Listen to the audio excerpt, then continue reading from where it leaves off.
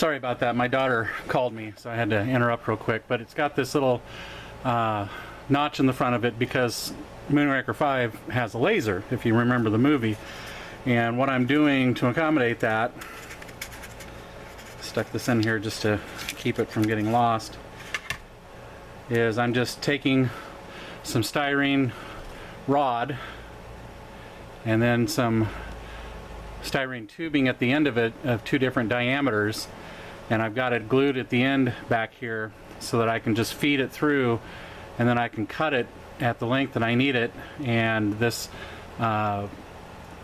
assembly at the back end for the inside of the laser will hold it in place so it doesn't jimmy around and everything. So little technique there.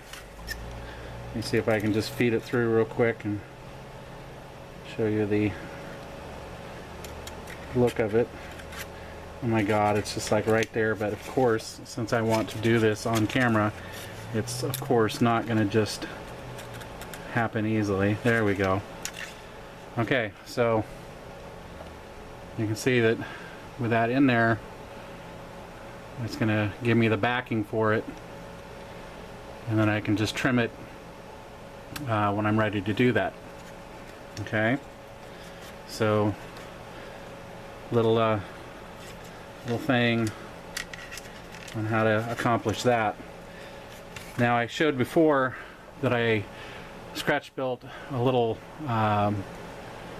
cockpit for it, and I just painted it real quick, letting it dry. I don't know if I'll paint any dials or anything on the control panel there because you won't really be able to see much, but I've got the 2 chairs painted black, and it just generally has some equipment looking stuff on it and just straight styrene pieces to fabricate all that. Some rectangular tubing, and then just some really thin sheet styrene and some of the L bracket styrene to make the chairs. So really simple, and I taped off the edges so that I can glue it in without the paint interfering with the glue being able to hold it in place. So just waiting on that to dry, and I've got the solid rockets all set up. They are gonna just be white, I think, which is how they were in Moonraker, but I may do some detail painting on it to make it a little bit more like the actual NASA booster assemblage. Still not sure yet. I've got to say, I did like it all white. I remember when they rolled out Enterprise, just to test the setup of the shuttle system at the launch pad. It was both a combination of publicity stunt, but also just the stability factor of full assembly of the shuttle system, and it always looked good with the all white. And Columbia, its first, I think it was the first 2 or 3 missions, they had the fuel tank painted white, but they stopped doing that because of the tonnage of paint required to cover all that foam insulation. But I wonder, you know, with what happened to Challenger, that some of the insulation flew off, and or not with Challenger, I'm sorry, that was because Challenger was the O-ring with oh my god, which shuttle was it? I can't remember right now.